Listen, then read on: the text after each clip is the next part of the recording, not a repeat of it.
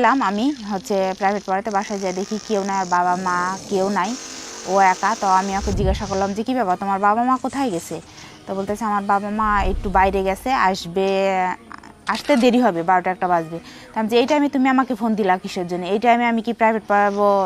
একা একা মানুষে অনেক কিছু ভাবতে পারে, আর এই টাইমে তুমি ফোন দিছো কিসের জন্য? কয় সমস্যা নাই ম্যাডাম, কিছু হবে না, তাই বললো।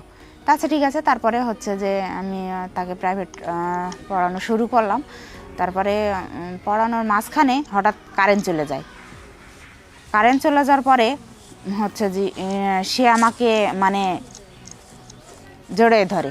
আমি অনেক চেষ্টা করি, অনেক বাধা দিই, তারপরেও কাজ হয় না। আমি মেয়ে মানুষ, সে ছেলে মানুষ। অনেক বাধা দেওয়া, অনেক কিছু করার পরে সে আমাকে জোর জবরদস্তি করে সে আমাকে তার বিছানায় নিয়ে যায়। নিয়ে যাওয়ার পরে অনেক কিছুই হওয়ার পর আমি সেখান থেকে চলে আসি। আসার পর থেকে সেই টিউশনিটা আমি বাদ দিয়ে দিই।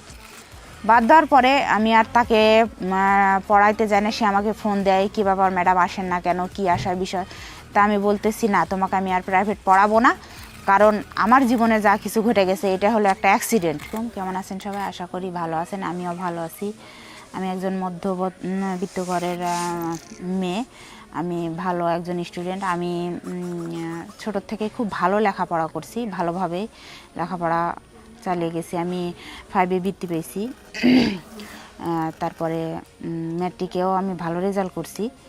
তো আমার একটা স্বপ্ন ছিল যে আমি ঢাকা ইউনিভার্সিটিতে চাকরি চান্স পাবো। তা আসলে কি সব সময় কি আর সব সফলতা মানুষ পায় না? তা আমিও হয়তো ভাগ্যের ক্রমে পাই নাই। তো আমিও অনেক চেষ্টার পরেও আমি সেই জিনিসটা করতে পারি নাই। এত ভালো স্টুডেন্ট হওয়ার পরেও আমি সে চান্সটা পাই নাই খুব। তো যাই হোক, আমি এখন ঢাকা একটা প্রাইভেট ইউনিভার্সিটিতে লেখাপড়া করি, আর পাশাপাশি আমি একটা টিউশনি করি। আমার বাবা একজন ছোটোখাটো ব্যবসায়ী। আমার পাশে আমার লেখাপড়াতে অনেক খরচ হয়, এটা চালাতে খুব কষ্ট হয়ে যায়, তাই আমি পাশাপাশি টিউশনিটা করি। তো 2-3টা করতাম। তো আসলে সময় বের করতে পারি না দেখে সব কিছু বাদ দিয়ে দিছি। তারপরেও একটা আমি চালিয়ে যাচ্ছি। এখন করার কিছু নেই, আমাকে এটা করতে হবে, কারণ এটাতে একটু আমাকে টাকাটা বেশি দেয়, আর আমার এই টাকাটাতে আমার অনেক কিছু উপকার হয়। এই জন্যে আমি যে টিউশনিটা করি। আসলে টিউশনিটা করি আমার জন্যে, কিন্তু যে ছেলেটাকে আমি পড়াই সেই ছেলেটা আসলে ভুলে গেছে আবার। আমি যে ছেলেটাকে পড়াই সেই ছেলেটা আসলে আমার দিকে যে কিভাবে তাকায় আমি বুঝার পরেও এখন আমি নিরুপায়, কারণ আমি কিছু বলতে পারি না। সেখানে আমি কিছু টাকা বেশি পাই, তার জন্য আমাকে যে সেখানে পড়াতে যেতে হয়। আমারও নিজের কাছেও অনেক খারাপ লাগে, তারপরও আমি কিছু বলতে পারি না। আমি এই জিনিসটা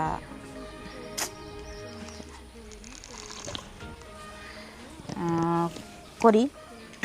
তো যাই হোক, আমি বাদ দিতে চাইছিলাম, ওকে প্রাইভেট পড়াবো না, তারপরেও যে আমি পারিনি, কারণ ওখানে একটু কিছু টাকা বেশি পাই, এই জন্য আমি তাকে প্রাইভেট পড়াই। তো একদিন হঠাৎ করে সে আমাকে ফোন দেয়, বলে ম্যাডাম আমি আজকে এক জায়গায় যাব, আমি যে রাত্রে করবো, প্রাইভেট পড়বো। তো আমি আচ্ছা ঠিক আছে, সমস্যা নাই, আমি তোমাকে রাত্রেই পড়াবো। তো যে রাত্রে গেলাম আমি প্রাইভেট পড়াতে, বাসায় যেয়ে দেখি কেউ নাই, আর বাবা মা কেউ নাই, ও একা। তো আমি ওকে জিজ্ঞাসা করলাম যে কী ব্যাপার, তোমার বাবা মা কোথায় গেছে? তো বলতেছে আমার বাবা মা একটু বাইরে গেছে, আসতে দেরি হবে, 12টা-1টা বাজবে। তো আমি যে এই টাইমে তুমি আমাকে ফোন দিলা কিসের জন্য? এই টাইমে আমি কি প্রাইভেট পড়াবো? একা একা মানুষে অনেক কিছু ভাবতে পারে, আর এই টাইমে তুমি ফোন দিছো কিসের জন্য? কয় সমস্যা নাই ম্যাডাম, কিছু হবে না, তাই বললো। আচ্ছা ঠিক আছে। তারপরে যে আমি তাকে প্রাইভেট পড়ানো শুরু করলাম। তারপরে পড়ানোর মাঝখানে হঠাৎ কারেন্ট চলে যায়। কারেন্ট চলে যাওয়ার পরে যে সে আমাকে জড়িয়ে ধরে। আমি অনেক চেষ্টা করি, অনেক বাধা দিই, তারপরেও কাজ হয় না। আমি মেয়ে মানুষ, সে ছেলে মানুষ। অনেক বাধা দেওয়া, অনেক কিছু করার পরে সে আমাকে জোর জবরদস্তি করে হচ্ছে সে আমাকে তার বিছানায় নিয়ে যায়। নিয়ে যাওয়ার পরে অনেক কিছুই হয়। হওয়ার পর আমি সেখান থেকে চলে আসি। আসার পর থেকে সেই টিউশনিটা আমি বাদ দিয়ে দিই।